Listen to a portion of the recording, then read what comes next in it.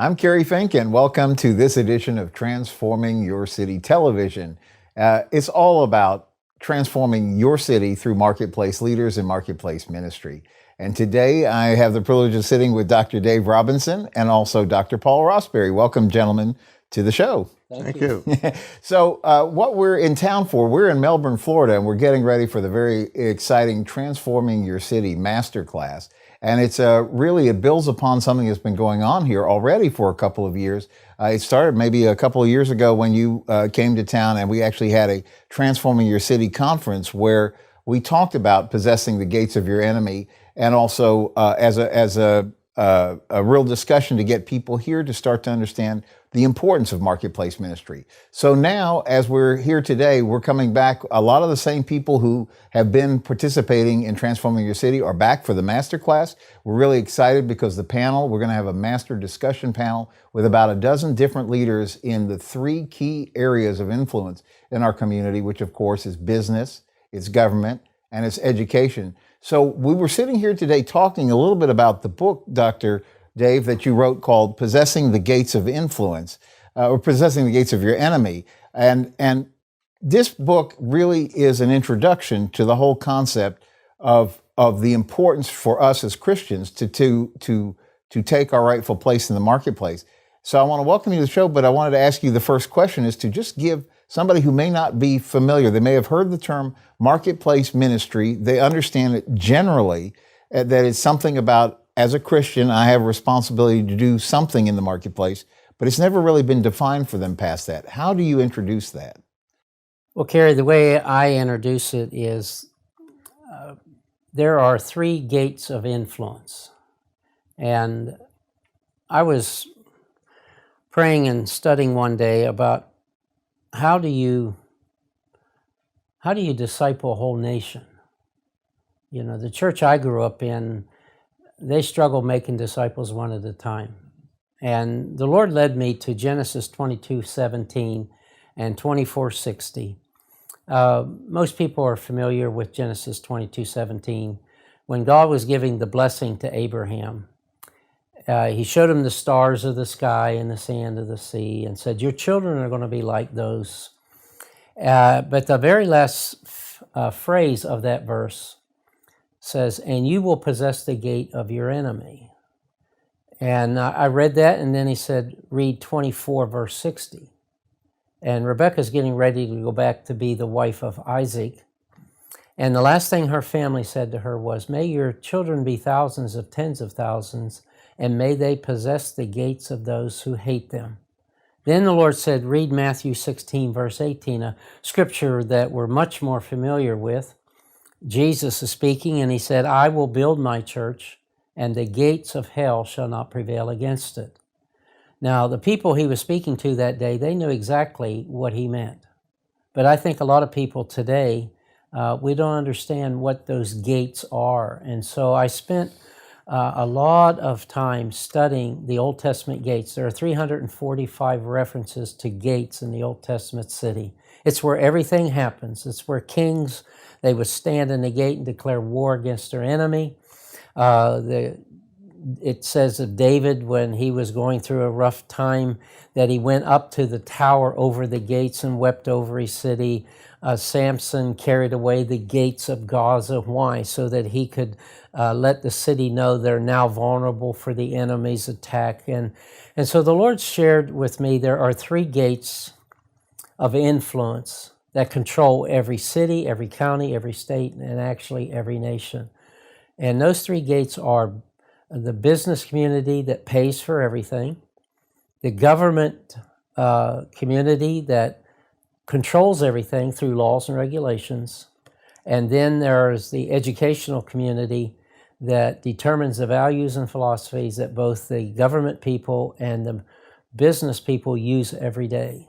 And he said the church, if they want to transform a city, if they want to regain the moral high ground in their city or their county, then they must flood those three places of influence with Christians who know they're there, not to simply have a job to create income to support their family, but they are there as Christ's ambassadors to gain places of influence so that the righteous now control the city and the unrighteous no longer. You know, there's going to be a lot of discussion about exactly what those two models of how a city would be look like. But I want to take a minute and also introduce Dr. Paul Rosbury and say you really are an embodiment of marketplace ministry in this community. I love to tell this story. I was with Dr. Paul, and we were at a local fast food restaurant, and somebody comes walking up to a table and speaks to a gentleman sitting at the table and says, "Excuse me, sir, which church do you go to?" And the guy kind of fumbled because he didn't really have an answer for that. And what Dr. Rosbury said next was absolutely priceless. He said, okay. He said, "I pastor the largest church in Brevard County," and I don't want to give away the punchline. Let me let you take it from there. And I basically, from there, I just said, "I'm your pastor," handed him a card, said, "Anytime you need me, here's my phone number." Yeah, because the whole point was, he said, "Well, what do you mean the largest church in Brevard?" He said, "Yeah." Yeah. Basically what it amounts to is in Brevard County, there are 353,000 people that aren't claimed by any church. So I've just claimed them all for Jesus. And the guy started laughing, and he said, "Okay, I'll do that." You know, Exactly. Nobody had ever invited him to church before, and in this case, you just invited him to have a pastor, so there's somebody he could talk to and start walking on a spiritual journey. Now, through what you do with the Tapestry vision and all that you do, you're very marketplace focused. Talk a little bit about some of the ministries and things that happen there. Well, with Tapestry, there are three primary areas of influence that we're looking at, and that is business, education, and government. Right. And we kind of touch on the social ministry, which is quasi-government church, and then the families. But primarily, it's business, education, and government. And so the ministry that I do is more of a ministry of empowerment. In other words, if they need help with their ministry to get started, that's what I do, whether it's in the business area or actual doing social ministries or anything of that nature. So when we look at it, we say, okay, how many ministries do I have influence over? And over the years, it's been, I think right now, well, we're into 2,300 prisons right now. We have churches or small churches in the Philippines and West Africa. And then here we have a flight school that teaches teenagers that doesn't cost the teenager to get a pilot's license. And then we're actually training them to go into mission fields in the Bahamas and Central America or the Caribbean area. And so those are just some of the things that we're doing. And every time somebody comes and says, you know, I'm called to do something in the ministry, it doesn't matter what it is. I've got another person right now who we're developing into ministry that wants to do exit strategies for people coming out of prison and get them into jobs and careers. And so, you know, it's just whatever the Lord brings our way, we try and help them and empower them to be what God's called them to be. No, it's good. When we talk a little bit about possessing the gates of your enemy, and we talk about these three gates of influence, oftentimes people draw an analogy and say, well, isn't that like a seven hills something? Or they have other ways to think about it. And you brought up a very powerful point, I think, that we can divide the landscape any way we want, but if we really think of it as a battlefield to take back what the enemy has stolen from the Christian camp, we really need to strategically consider these three areas. And I wanted to ask you to maybe explain a little bit more about that. The 7 mountains of influence, which has been around for a long, long time, that vision was given to Lauren Cunningham, who started the largest missions work to this date called YWAM, Youth with a Mission. And he shared it with Bill Bright, a good friend of his, and Bill took that message worldwide through Campus Crusade. But they both admitted some years later that they shared it with the wrong people if they wanted it to really get traction. They shared it with those whose world is the church world, and they agreed that we need to have influence in these 7 mountains, but they really aren't the ones that go out to those mountains. And they wish they had shared it with marketplace people who actually go. And so when the Lord began to give me what he did, and I said, Lord, now it sounds a lot like what you gave Lauren Cunningham. He said, no, that was what I gave Lauren. He said, what I'm telling you is these are not mountains to be climbed, but these are entities to be invaded or infiltrated. And you have to bring real value there. It's not our message, it's not the gospel that creates open doors for us. It's the bringing of real value to the area of that marketplace, whether it's business, government, or education. And so you have to bring real value there, and then God's favor will elevate you through the process till you get to the place where you are now making the decisions.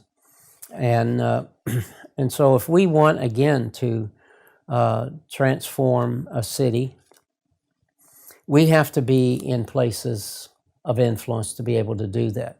And so the commission is to go into all the world, preach the gospel, make disciples of all nations.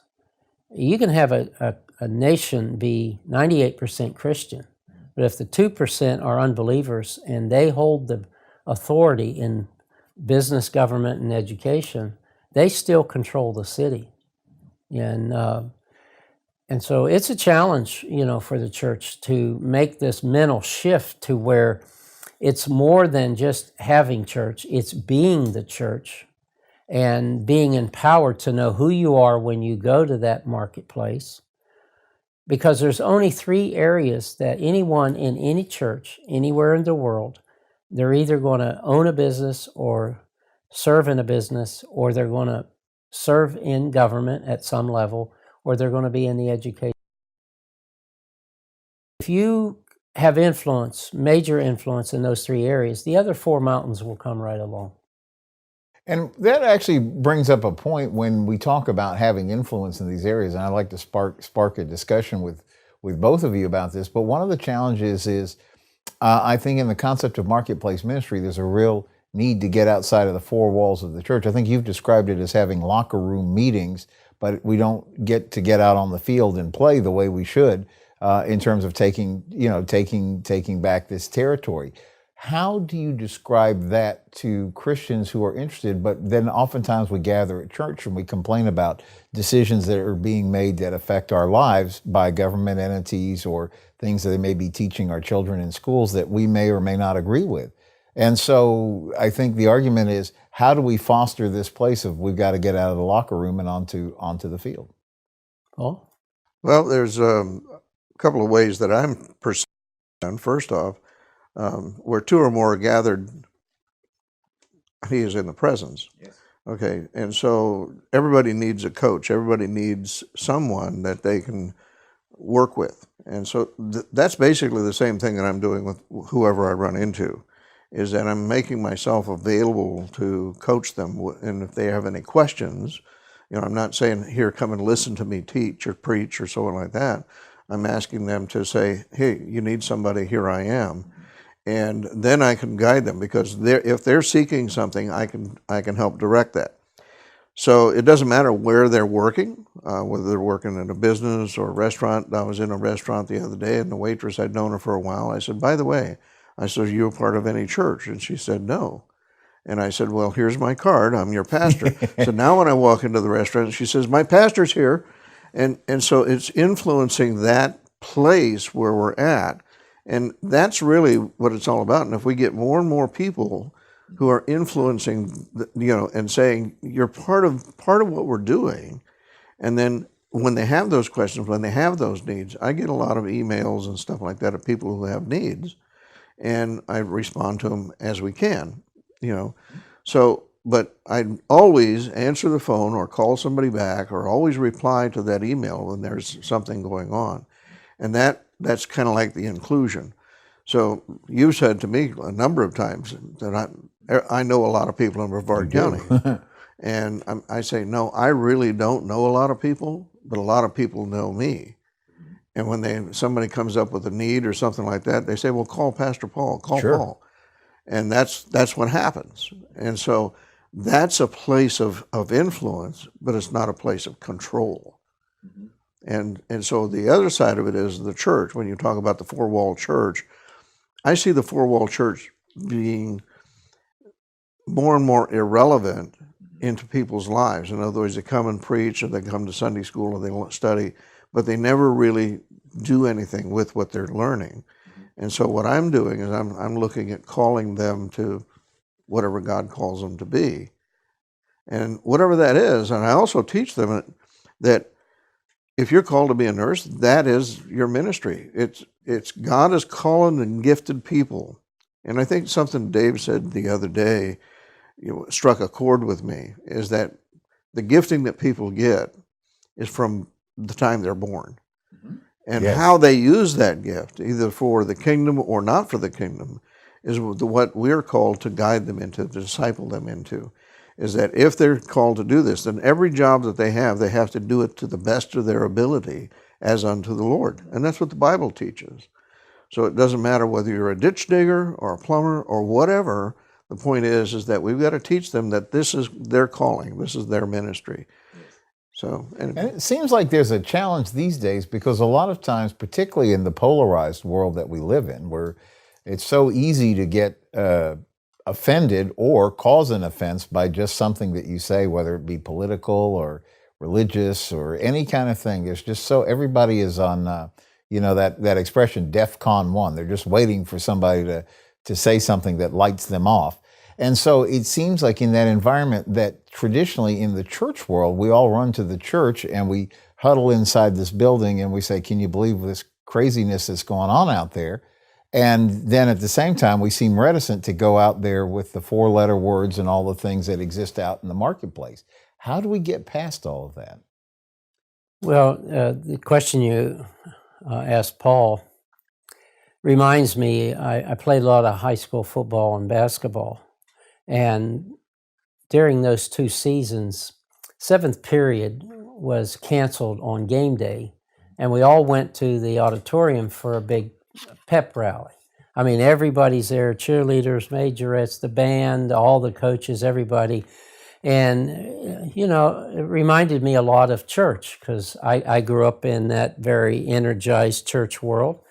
And I often thought, well, what if at the end of the pep rally, the coach stepped out, thanked everybody for coming, and said, we'll see you here next week, same time. And somebody raises their hand and says, well, what about, are we playing the game tonight? Oh, no, we don't need to play the game tonight. We had such a wonderful pep rally. We don't need to play the game tonight. That's what we're missing, is we don't need to stop anything we're doing in the church building, the locker room, I call it. We just need to go play the game. And we need to teach people how to be comfortable around sinners. Jesus was very comfortable around sinners. In fact, sinners were very comfortable around him. They invited him to all the parties and all the weddings and all the activities, because the Bible says he was a friend of sinners. It doesn't say he was a friend to sinners. It says he was a friend of sinners. That doesn't mean we go along with their jokes, their lifestyle, or any of that, but we don't have to go out condemning, because if you want to narrow your influence real quick, go out condemning people, their lifestyle, whatever it is, but go out knowing that greater is he that's in us. I mean, the power that we're going to face out there is nothing compared to the power that rests within us. But that's not being taught. The church has been locked up in these buildings since Constantine. There were no buildings until Constantine began to build them all over the Roman Empire. Until then, it was house churches. Now, I'm not advocating we go back to that necessarily, but when we have these wonderful locker room meetings, then let's find a way to get outside that locker room and go play the game. Yeah, we were having this conversation. I know you have a ministry friend who has quite a large church in the Dallas-Fort Worth metro area, And I think he has a sign or something as you go out of the sanctuary on your way out. So now you're now entering the mission field or something to that effect. Yes. And it really speaks to the fact that if we don't step out, I often use the expression sometimes that person on the job is the only Jesus somebody is ever going to see when they're in a crisis situation. And that's why that ministry of presence is so important, and equipping Christians to be able to get outside the church and make that difference when they run up on the scene of an accident, so to speak. I'm not talking about a physical accident, but I'm talking about a spiritual accident or something like that. There are no accidents. Well, that's right. Well, I remember, I think I told you the story of the guy that played in Indiana Jones. I forget the actor's name. Harrison Ford. Harrison Ford, when he crashed his vintage plane on a golf course a number of years ago. That. And there was a foursome playing not too far from where he crashed, and they ran over to the plane.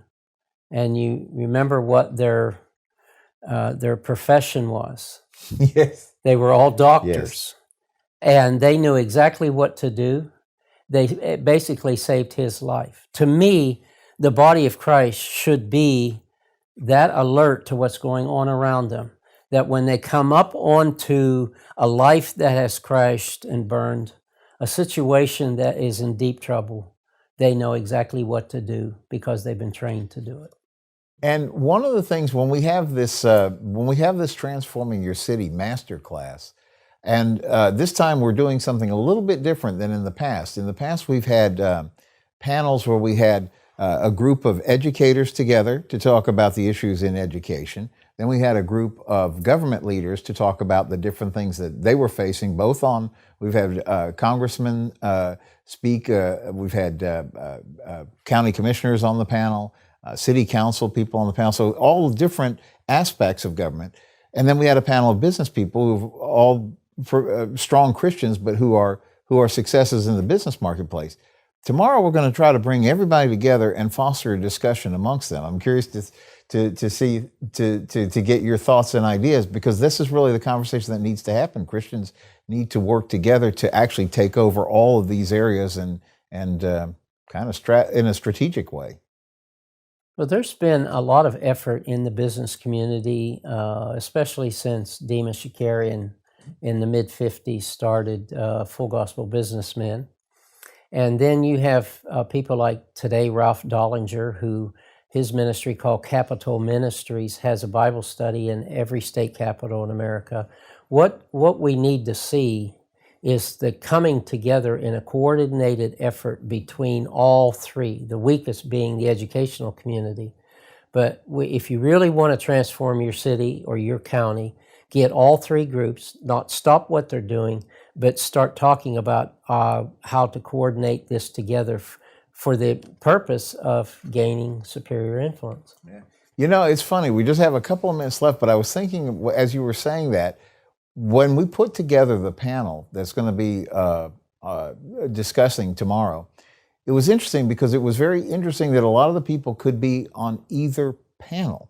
So sometimes we had business people, very successful business people, who saw a calling to go to serve in a government capacity, and then we've seen people who are in education but who are very successful entrepreneurs. I mean, it's interesting that it seems like Christians somehow innately understand that their role is to influence on more than one level. That's not just limited to that. And I think as we bring that kind of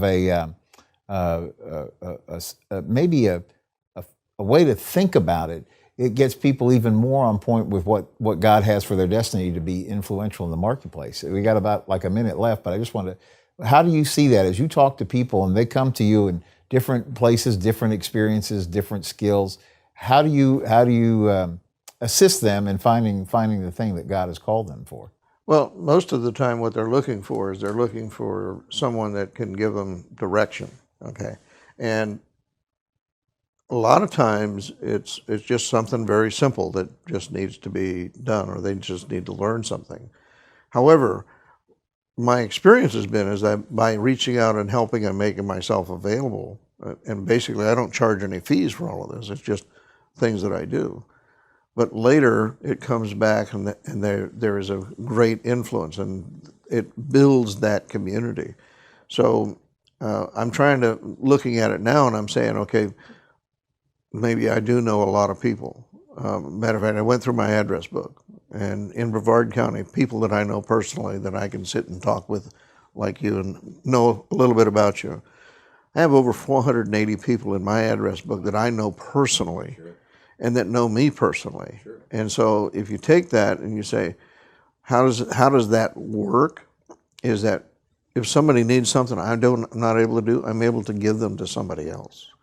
So it's the community working together is really what it amounts to. And I think that's really the marketplace ministry is the vision that the Lord gave me with the Tapestry. Businesses would work together and not be so competitive that they would help one another. And so they could build in the community. And that's what the Lord showed me is that what we have to do there. Same thing with the educational, same thing with government, is that government needs to be in the community, but not just part of the community. Well, thank you, Dr. Paul. I really want to thank both of you gentlemen for being with us today on this. And this is, as you can tell, there is so much that we can talk about. This is a to be continued conversation. And let's just be excited about all the good things that are going to be happening as we step forward in transforming your city through marketplace leaders. Thanks, guys.